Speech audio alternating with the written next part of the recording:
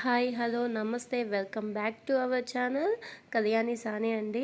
ఇప్పుడు మిషన్ అయితే మీకు ఏ విధంగా రిపేర్ చేసుకోవాలో మనమే నేను చూపిస్తాను. ఇప్పుడు చూడండి, నేను కింద చూపిస్తున్నాను. అది దాన్ని షటర్ అంటారు. నెక్స్ట్ వచ్చేసి దాన్ని మొత్తం పార్ట్స్ ఇప్పదీయచ్చు. మనకు మెయిన్ ప్రాబ్లం వచ్చేసి అక్కడే వస్తుంది. నేను ఇప్పుడు తీస్తున్నాను కదా, అది బాబిన్ అండి.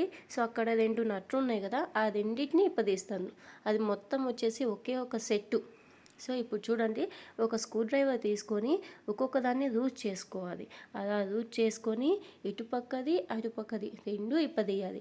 అలా రెండు ఇప్పదీసినప్పుడు మెయిన్ థ్రెడ్ వచ్చేసి మనకు ఇక్కడే ఇరుక్కొని ప్రాబ్లం అయితే వస్తుంది. గాన్ వచ్చేసి సరిగ్గా తిరగదు.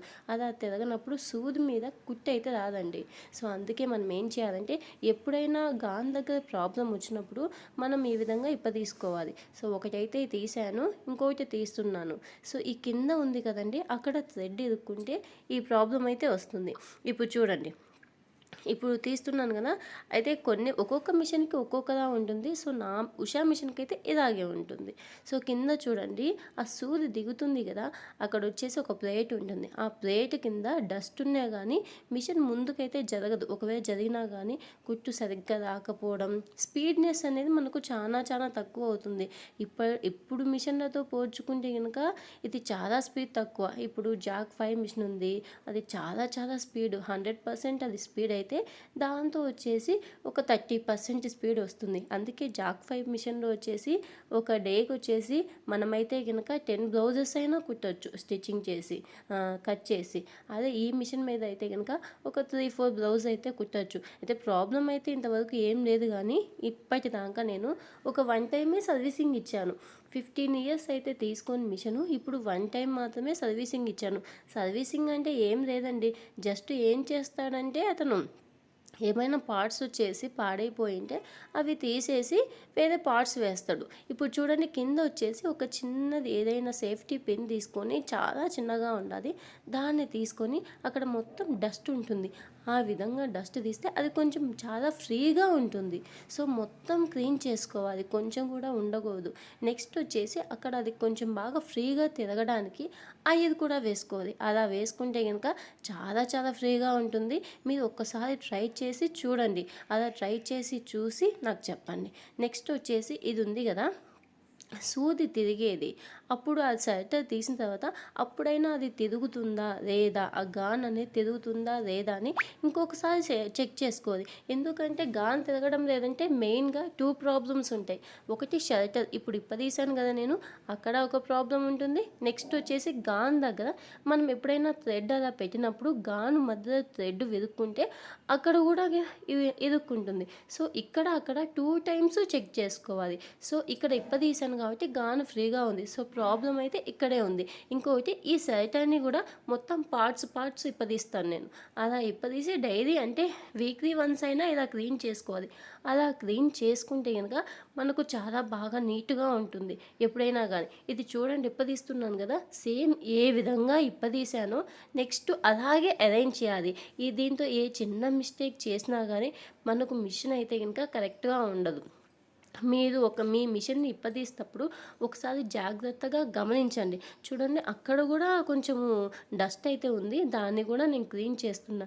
నెక్స్ట్ ఒక వేరే వేస్టేజ్ క్లాత్ తీసుకొని మొత్తం దాన్ని నీట్గా క్లీన్ చేసుకోవాలి.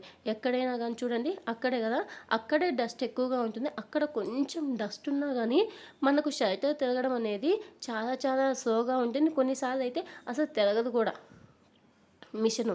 సో అది వచ్చేసి మెయిన్ ఇంపార్టెంట్.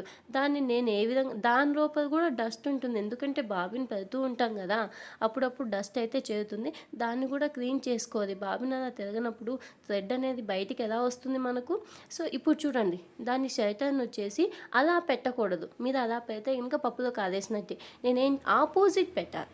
అలా పెడితే కనుక మనం ఇటు సైడ్ పెట్టుకునే దానికి కొంచెం కన్వీనియంట్గా ఉంటుంది. ఇలా పెడితే ఆపోజిట్ అయిపోతుంది. సో దీన్ని చూడండి ఎలా పెడుతున్నానో, సేమ్ నేను ఎలా పెట్టానో వీడియోలో అయితే ఎలా చూపిస్తున్నానో సేమ్ అలాగే ఉండాలి. నెక్స్ట్ థర్డ్ వన్ వచ్చేసి దీన్ని అలా అయితే పెట్టకూడదండి. నేను ముందుగానే మీరు తప్పు చేస్తారని ముందుగానే చూపిస్తున్నాను.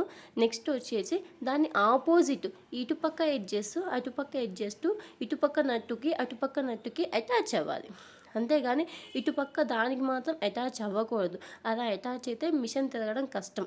నెక్స్ట్ వచ్చేసి దీనికి ఉండే నట్టు సపరేట్గా ఉంటుంది. వాటితో పోల్చుకుంటే ఇది కొంచెం మొన అనేది చిన్నగా ఉంటుంది. ఇప్పుడు దాన్ని ఫిట్టింగ్ చేస్తున్నాను చూడండి. నెక్స్ట్ వచ్చేసి స్క్రూ డ్రైవర్ తీసుకొని దాన్ని కొంచెం టైట్ చేసుకోవాలి. అలా టైట్ చేసుకున్న తర్వాత ఇప్పుడు మనం కరెక్ట్గా అరేంజ్ చేసామా లేదా అనేది ఒకసారి చెక్ చేసుకోవాలి. చూడండి ఫ్రీగా తిరుగుతుంది షట్టరు. సో నెక్స్ట్ వచ్చేసి నేను ఏం చేస్తానంటే దానికి ఇంకొంచెం ఫ్రీగా ఉండాలి కాబట్టి కొంచెం ఆయిల్ వేస్తున్నాను. ఇప్పుడు ఇంకా అంటే నేను వచ్చేసి చాలామంది కోకోనట్ ఆయిల్ యూస్ చేస్తారు. లేదండి మిషన్కి ఎప్పుడు కోకోనట్ ఆయిల్ అయితే యూస్ చేయకండి, మిషన్ పాడవుతుంది. మిషన్ ఆయిల్ అనేది సపరేట్గా ఉంటుంది. హాఫ్ లీటర్ వచ్చేసి 40 రూపీస్ తీసుకుంటారు మా ఏరియాలో అయితే. మీ దగ్గర ఎలా ఉందో నాకు తెలియదు, మీ ఏరియాని బట్టి మీరు తీసుకోండి. ఇప్పుడు దేనికది ఇది ఎలాగైనా పర్వాలేదండి. ఇటు సైడ్ ఉండే నట్టు ఇటు సైడ్ అయినా బిగించుకోవచ్చు, ఇటు సైడ్ ఉండేది ఇటు సైడు. సో మిషన్ తెచ్చుకునే ఫస్ట్ది అయితే నాకైతే తెలియక చాలా ఫాస్ట్గా కుట్టేదాన్ని. సో థ్రెడ్స్ అన్నీ అలాగే ఎదుక్కొని సో వీక్లీ వన్స్ అలా వెళ్ళేదాన్ని. చూసి అతని దగ్గర నేర్చేసుకున్నాను. సో 1 or 2 months చూసిన తర్వాత నెక్స్ట్ నాకై నేనే ఇంకా రిపేర్ చేసుకోవడం నేర్చేసుకున్నాను. ఒకవేళ మీకు కూడా ఇలాంటి సేమ్ ప్రాబ్లం ఉంటే కనుక అక్కడికి వెళ్ళాల్సిన అవసరం లేదు. యాక్చువల్గా మేముండే కడపలో అయితే కనుక దీన్ని ఇలా రిపేర్ చేసి ఇచ్చినందుకు ఒక 150 రూపీస్ ఛార్జ్ చేస్తారు. అదే బెంగళూరు అయితే కనుక 1000 రూపీస్ ఛార్జ్ చేస్తారు. ఇక్కడ రీవింగ్ ఆఫ్ కాస్ట్ అనేది చాలా ఎక్కువ. అట్ ద సేమ్ టైము ఇలాంటి ఏమైనా మిషన్లు వస్తే కనుక రిపేర్ చేసిమ్మంటే ఈ మినిమం 500 అతని చెయ్యి అయితే